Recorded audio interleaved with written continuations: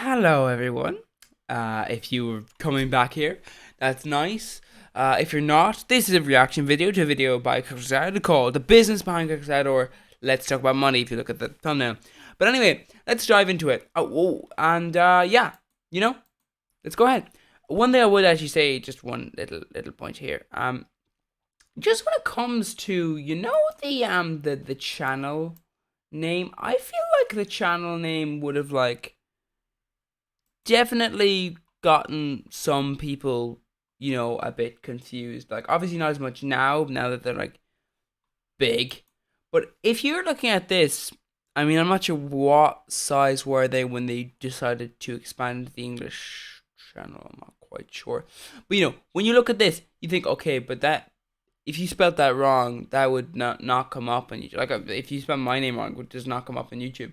So question I have is, what was it like at the beginning when you didn't have that sort of YouTube autocorrect almost? No, that we know what you mean when you spell it that way.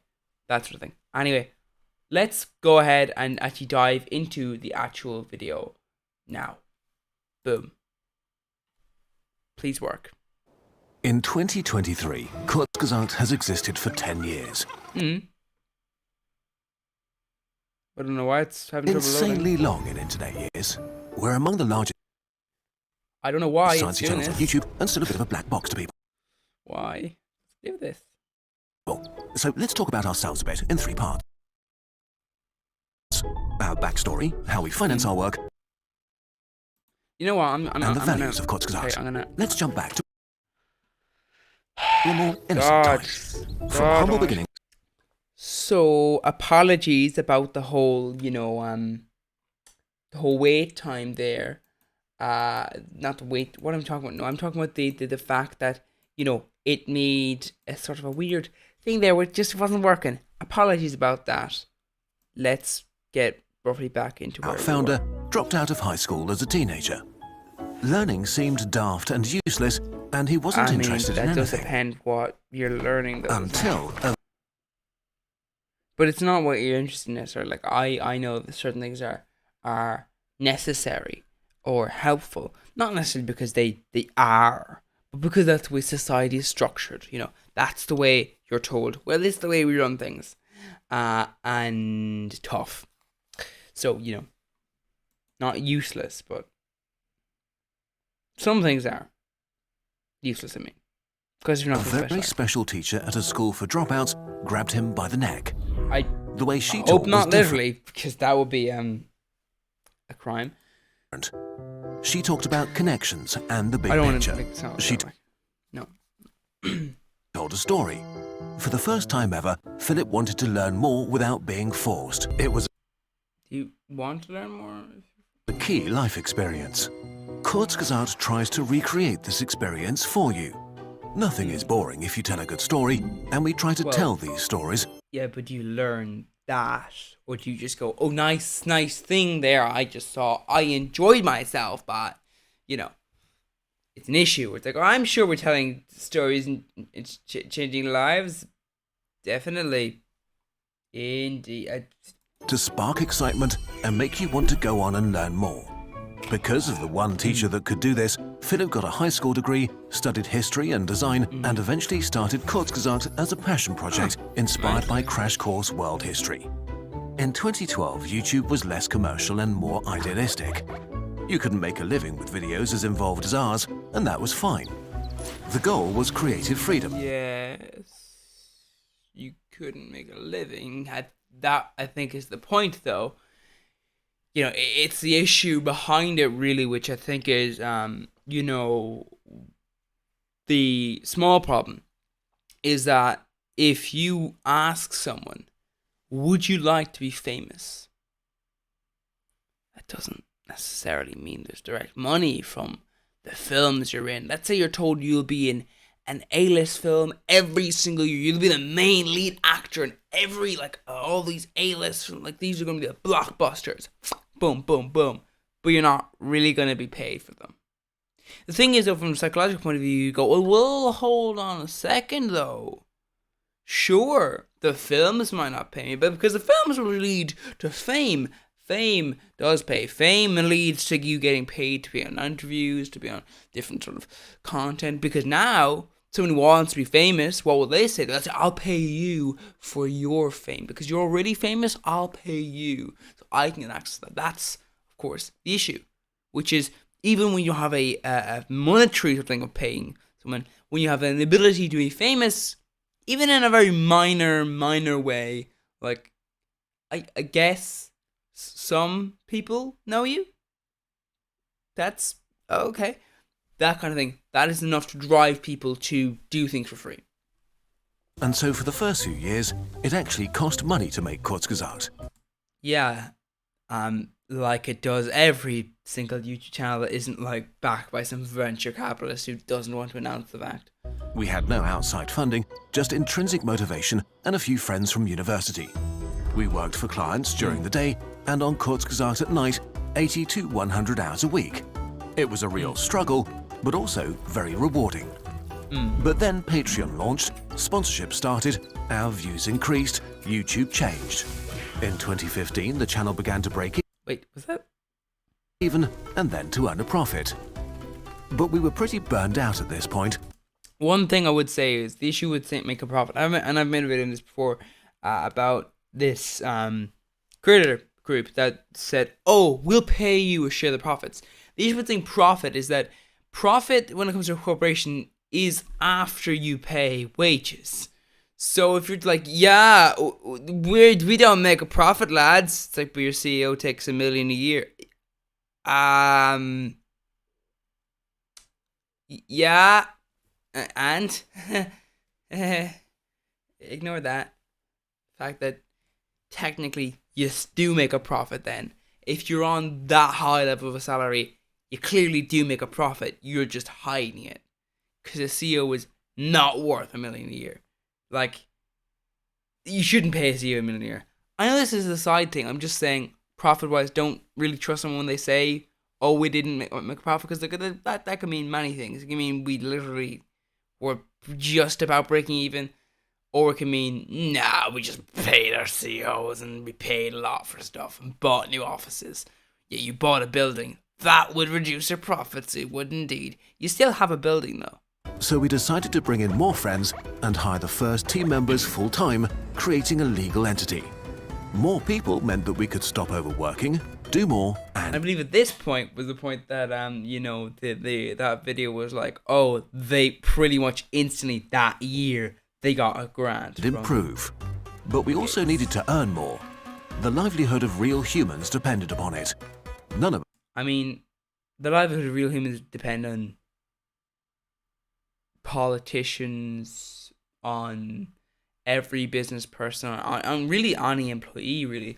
Like, if you're an important employee at a startup, you may not be the business owner, but if you fuck it up, then it can lead to the entire business collapsing on it when it's a very unstable business. That's one of the issues surrounding it, which is that, well, that's not just you, you know?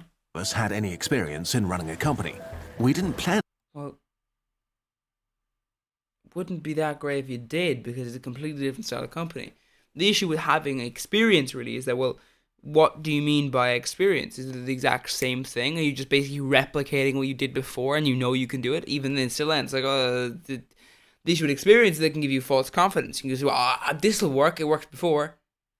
Yeah, in different circumstances. Just because it worked before does not mean it's going to work again. So having experience can actually be negative at times, because it can give someone false confidence, and it can, tell someone, oh, this will work, or this won't work, when that will work, or that won't work. To become big or to grow, it sort of just happened. A decade later, Kurgesagt is not a small project anymore. We are an animation studio with offices in Munich and Berlin. We need computers, monitors, tablets, desks, coffee, contracts, You should have coffee. licenses, taxes, rent, and insurance. In 2023, our team consists of over 60 employees and a lot of freelancers around the world. Freelancers. Okay. Does not give me confidence in your ethics, but anyway. Salaries alone cost millions of dollars a year just to stay around. As they would. This creates an interesting problem. With such high production costs, how can we publish our work for free? Well, because it's not for free, is it? It's for ads. You have ads on videos. You have Patreon. Technically speaking, if I am a producer and I say, you know what I think we should do? I've given you guys $30 million to produce this picture. So I want you to release it for free into the world. And it's like, well, why? It's because I've got my messages in it, buddy. So, like, I mean, you know, like, it says to invest in my petroleum company. So, like, I think I'm going to get my money back. If I charge people, then less people will come, less people will watch it, and, like, you know, wow, the point there. Now, you could make the argument that Kurgesagt could at this point say, we're not going to be on YouTube anymore. We're going to be exclusively online to our patrons. Because they have enough there that you can put the argument, well, but then of course the argument could be, well, would you get more patrons? It doesn't work economically. Like, in this space, it doesn't make much sense to go from free to paid, because paid, sure, is going to give you a lot of money and could give you millions, but will it give you the additional money by not being online? I don't think so. Because to convert someone into a paying customer, you need to say, this is what you get. If you just go, well, now you get this. But how? But I've got nothing to become a fan over. So maybe you get to convert your current fans, but you will not grow fans really at that point. You know, it's a bit of an issue there. One of the complicated things around like things like Netflix, for example, is that it was able to grow and grow and grow and grow because it borrowed so much. It borrowed a lot of money to, you know, build a massive library of content. But what it did was it bought a massive library of content that people already wanted to watch, already produced content, already fan loyal content that people really like wanted to watch. Like, not just, oh, they were looking for something and that was something they liked. That was like they actually specifically want to watch that thing. And that meant that they could bring them in and then say, oh, how about this? And then get them addicted to that show and get them addicted to that show and keep them on. And that's how they built a business. But of course, they're still in massive debt. So the argument could be made, well, that's still pointless. That, you know. So, you know. But the point is that they were able to do that because they already had fan loyalty. But what you just done there is you just already have fan loyalty. And that's the issue. You already have a source of finance that is behind a paywall, which is Patreon. If you try and say, well, why did we push it? Because if you didn't, then you wouldn't have that. Because you already have a paywall. You have Patreon, you know? How we finance Kurgesagt. We've added up our earnings from 2015 through 2022. This would be interesting. Our sources of funding change depending on opportunities and the state of the world. Early on, agency work was our main source of income. Ad revenue varies. In some years, we got more sponsorships than in others. The shop didn't exist for a long time, then it became pretty big after we launched our calendar. 62% of our revenue comes indirectly or directly from you. Via ads, Patreon, technically merch would be another way. Technically speaking, sponsors are also from you, but also not. You know, so there's that. Patreon as well as... There's many different issues though surrounding this, which is ads are not actually from you. They're from the advertiser selling you. They're selling you. If I was to place an ad before this, which by the way I can't, then I'd be selling you. I'd be selling you. I'd be saying to an advertiser, see this person here? Would you like to show them an ad? An ad that may or may not lead to a purchase? Yeah, boom, you show them? Yeah, boom, pay me money. There, that's how that works. That's not from the user though. Like, technically speaking, without the viewer, that wouldn't exist. But that's how the media business works. So I wouldn't say you can consider ads there. Basically, you can just consider Patreon and merch. And even merch is a bit dodgy because, you know, merch companies are... You watch our videos with ads. See, but that's, you know... Support us on Patreon or buy from our shop. The single biggest source of income by far is our shop, that alone accounted for 40%. That doesn't make me feel very nice. I do want to know what the profit margins in that are. Like, you know, I made it just out of like curiosity, made a merchandise store, and I place the profit at about £5. Then you have like the percentage that they take off that, and then you have, the charge they're leaving you with about £1 to £2 per an item.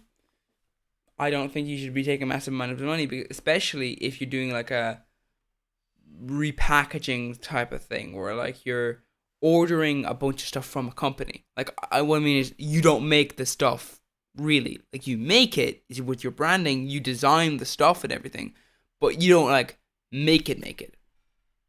It isn't your company that physically like makes it. Which, to be fair though, it's probably a good thing for some of these people, because it's like, yeah, that's probably made at a sweatshop, so if you want to be aligned with that, that what I'm saying is there's an issue with profits there, which is how much profit do you make. Some people, quite a lot. If you buy a item online, it should not cost more than like 20, 25 quid for like a t-shirt. No way. If it costs more than that, you're talking about dodgy stuff. That's massive profits. By the way, that is publicly available stuff. That's like someone in a couple of hours can do that, can set up a shop there where it costs them less than that to have a t-shirt like that. Last 8 years. The shop started small, but once we published our calendar for the first time in 2016, we realized it could really help us do more things, and we started producing more and more science products, from our posters to our gratitude journal or universe scented candles. Nice. Candle idea.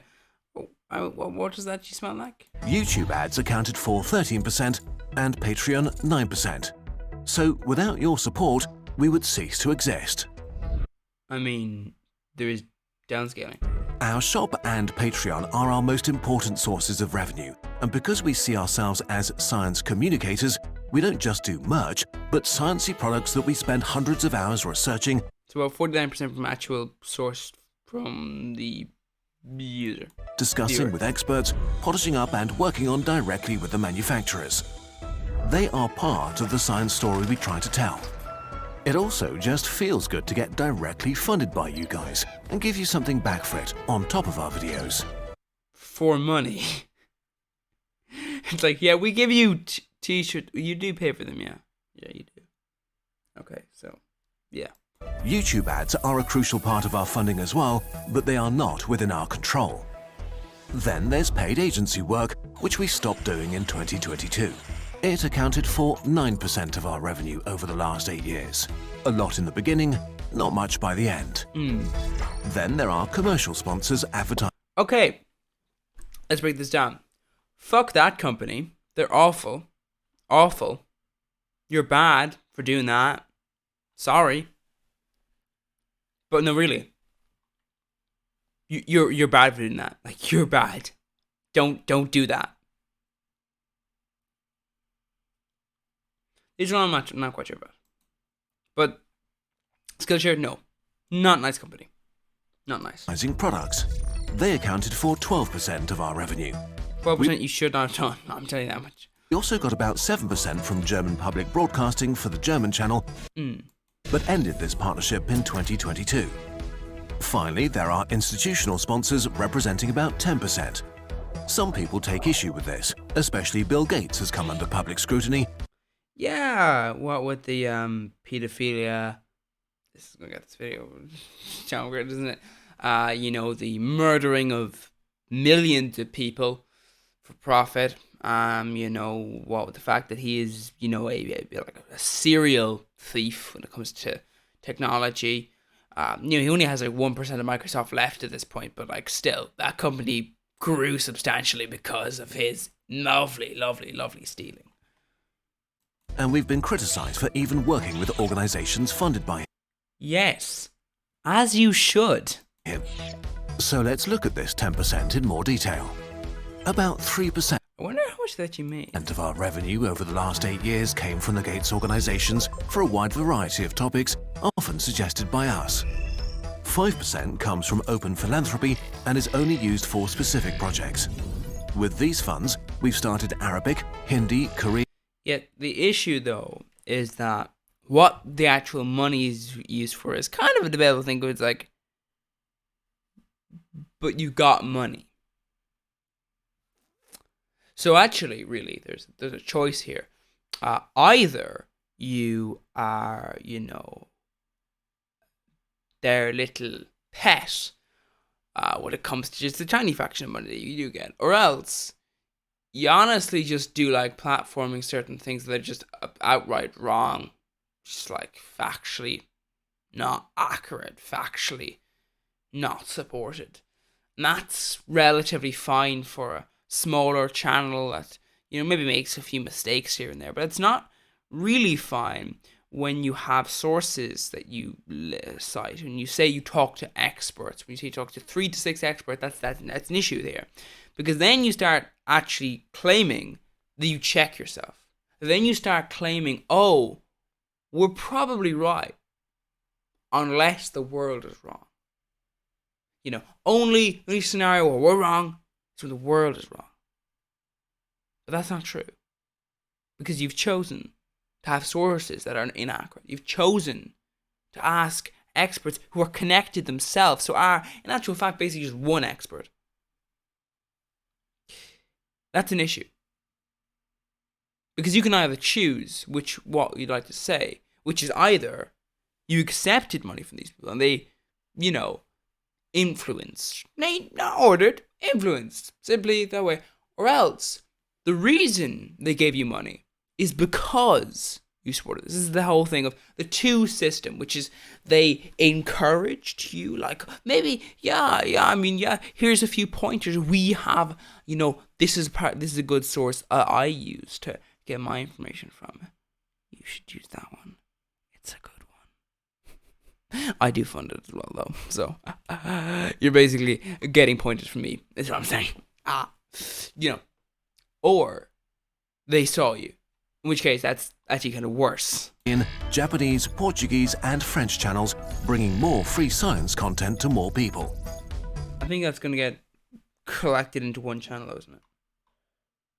Then there's a 2-year funding for original TikTok content, which gives us freedom to explore. Alright, well, that's, and learn how to do short-form science communication. Right.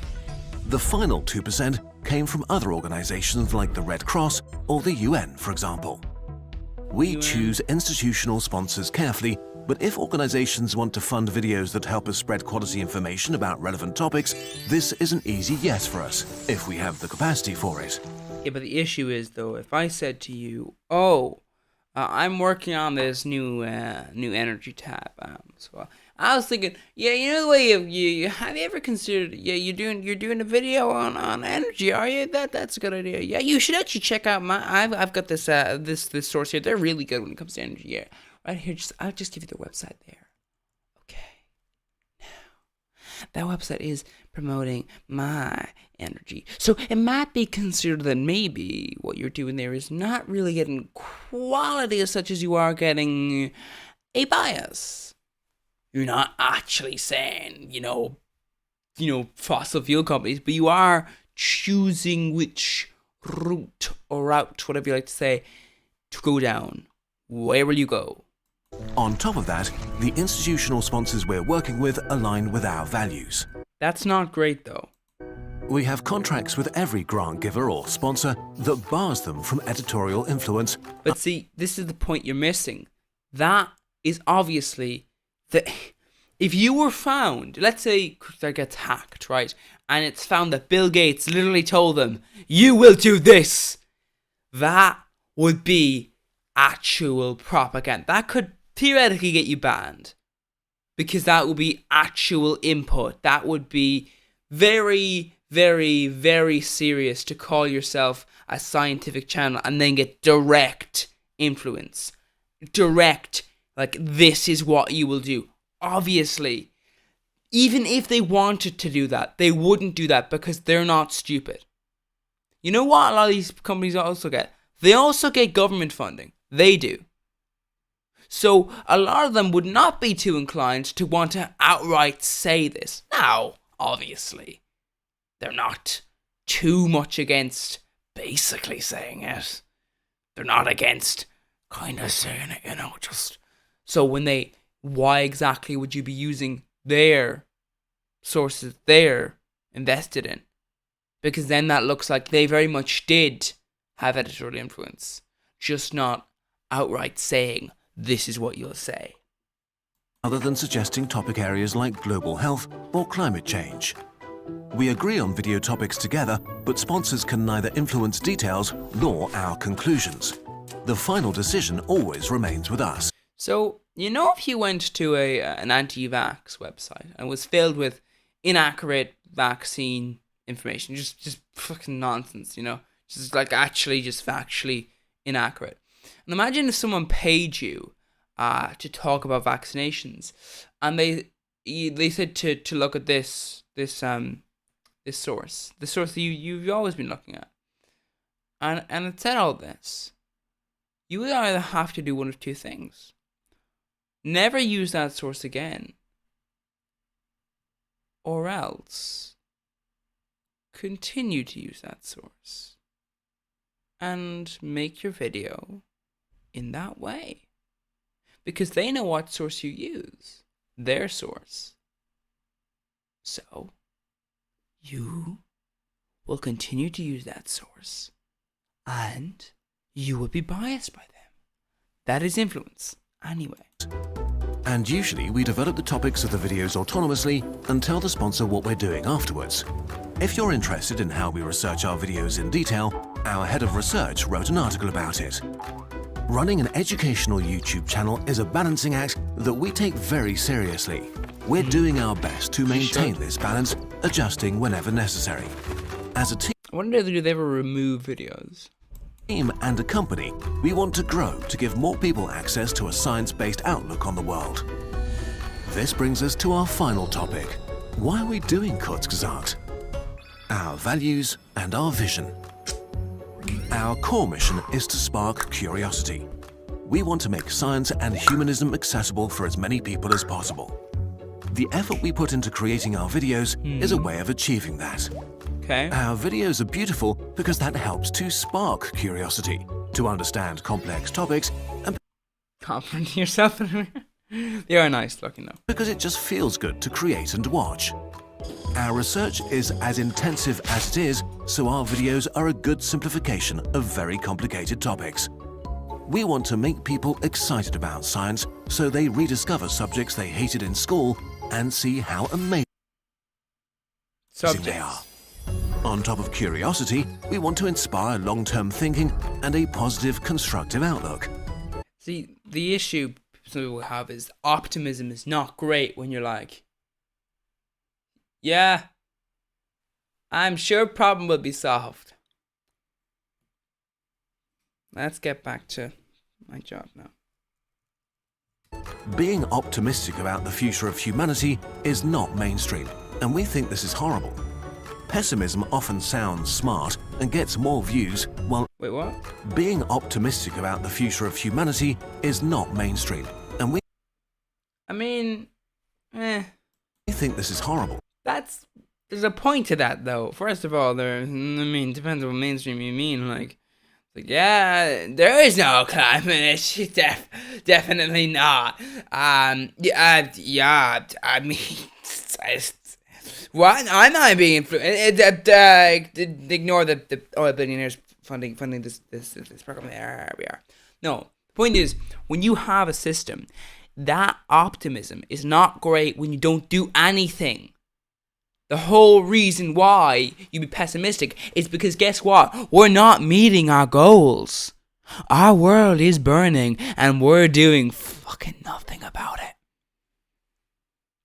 Because if you go out there and you recycle, that's great, but that's not going to do anything.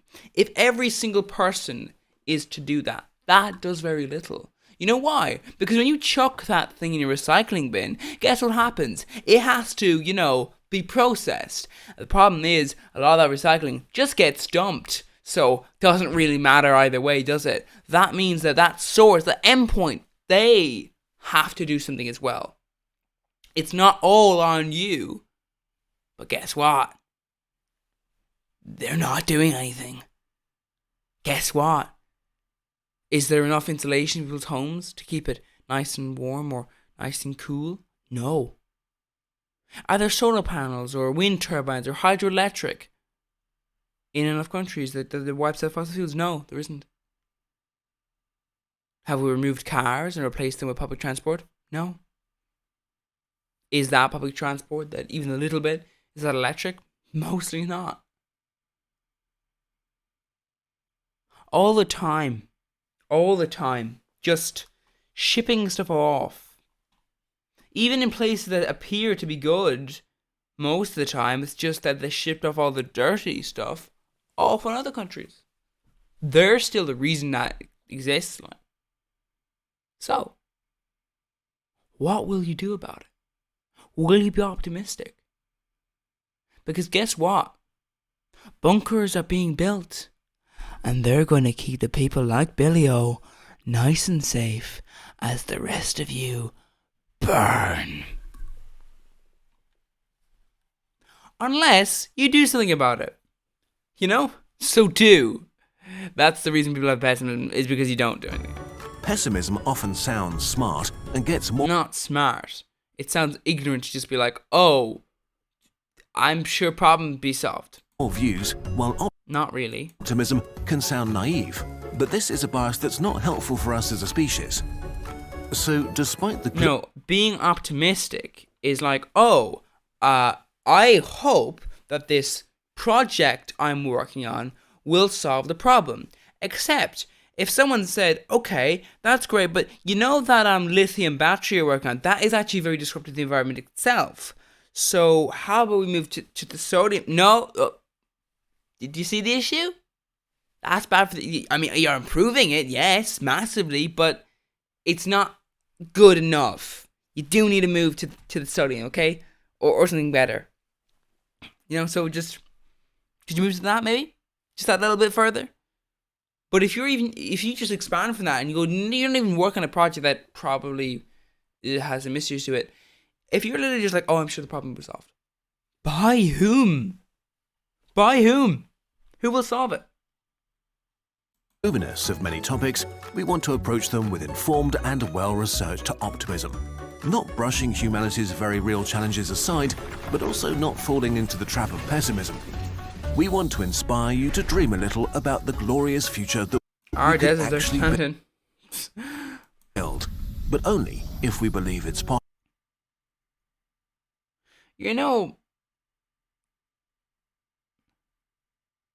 Mars is a terrible place to go.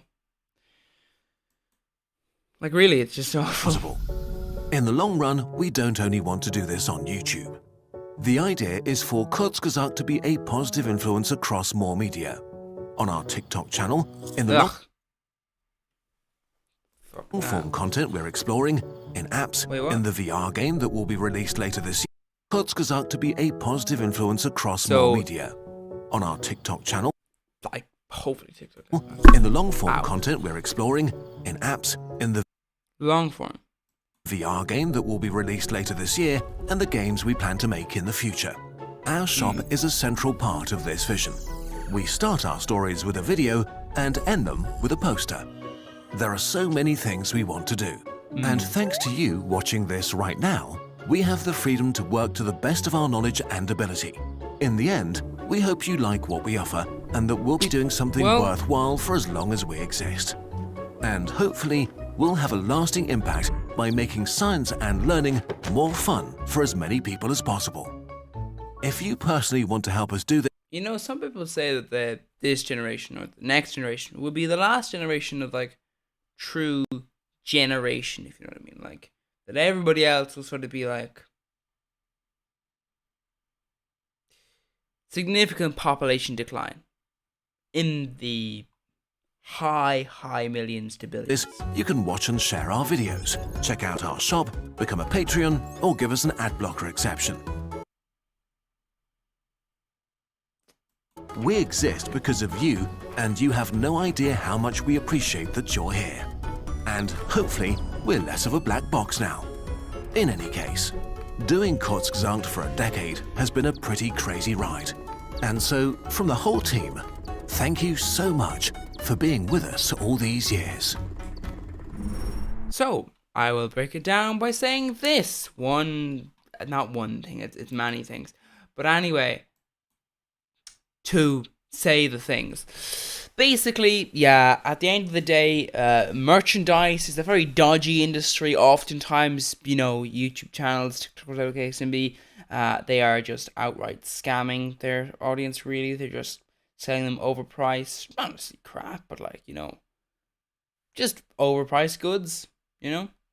Patreon, sure, if you want to go there, I would be wary who you support, but anyway, that's just, what you're getting there, that's, you're paying money to someone to support them, to give them money.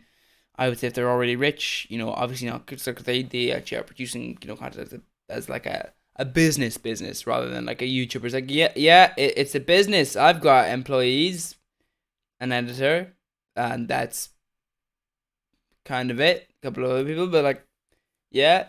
So most of I think, if QS there, most YouTubers who start a business, it's all about tax avoidance. Sorry to break it to you, but that's really the thing. So when you give those YouTubers money, yeah, that's kind of just a waste of your money, really. They already are millionaires, and they're not really going to spend it very well. But anyway, well, they're going to spend it the way they want to. What I'm trying to say is you're basically just giving them a free gift.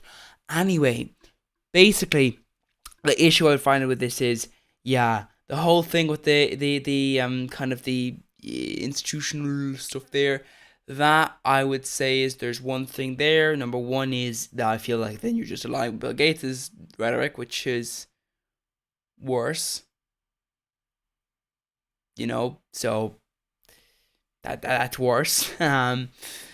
And yeah, when it comes down to it, I feel like you can't really say that you're independent from them because you use their sources funded by them. So that's obviously an issue. Now, of course, one could make the argument of, do they use them as much now? No, which would then lead someone to question, well, why? Why? They didn't address that, which I feel like they probably should have done that, Feels like one of the main points of the critique video. But yeah. So yeah, that's kind of it. Yeah. Just oh yeah, and YouTube ads aren't really, from the viewer technically. They're from the advertiser. But anyway, goodbye. And yeah. I feel like that was a relatively good defense from them. But, also kind of showed that they are basically just kind of, inclined to be that way. Well, remember, our world may be burning, but I'm sure someone will do something about it. Maybe you should, that's the thing. Maybe instead of optimism, you should get people to actually act. Perhaps you would do something to help the climate. Because drastic change is needed, so... Well, it ain't coming without you, or others. Anyway, yeah. Goodbye.